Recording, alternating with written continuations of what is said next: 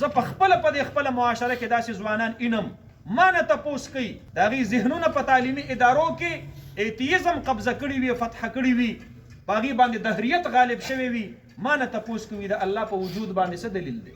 تاسو د بار خبرې درته نه کوم په دې سلارزو کې. ما ته د کلي یو مشر ووي مفتي صاحب په دې کلي کې د شپږو اوو هلکانو د هغې یو ټولګی دی په دې مازدیګر کې هغوی د کرکټ د ګراونډ ته راځي، بله ورځ یو هلک ورسره بایدوی ملګری شوی همزولتیا وي، ګراونډ ته راتلل د مازدیګر د مانځه وخت و، دغه یو د بارایي کس ورته وي چې یاره زه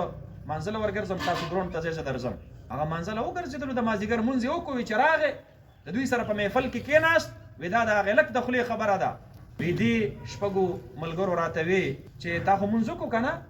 دا تبلیغ والا خو وایي چې مونځ د خدای سره خبرې دي، نو تا خو به د خپل خدای سره خبرې کړي، څنګه هغه خدای دې څنګه و طبیعت یې ښه. انا لله و انا الیه راجعون. هغه پښتون بچی چې په الله للو سره لوی شوی دی، مور ورته په ماشوموالي الله ویلی دي، عالم ورته په غوږ کې الله اکبر ویلی دي، نن هغه د فتنو شکار شو، د الله په وجود باندې د هغه په ذهن کې سوالات راپورته شو، او نن د ټوکو مسخرو په طور باندې خپل همزولي ته وایي وی هغه خدای دې څنګه دی، طبیعت یې ښه. دا د خطرې الارم دی ورونو، دا ریډ لاین دی چې زمونږ او ستاسو نوی نسل یې کراس کوي، چې کله ځوان کل دې طرف ته روان شو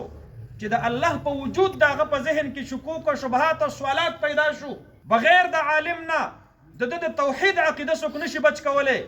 او بیا هم زمونږ او ستاسو په خپلو ځوانانو رحم نه راځي او ترس نه راځي او د علماو نه لرې ساتو، دا خپل بچي مونږ او تاسو دهریت طرف ته ورټېل وو، د الله نه انکار طرف ته ورټېل وو. د دې وجې نه خپل بچي د نیکو خلقو د محفلونو نه مه محرومه کوئ، په خپله باندې هم ځئ، علماو سره محبت ساتئ، خپل بچي مدرسو کې داخل کړئ، د الله دین پې اولولوئ، کم از کم پر روان وخت کې به عقیده محفوظه پاتې شي، دینی مستقبل به محفوظ شي، کم از کم د وخت د فتنو شکار به نه جوړیږي.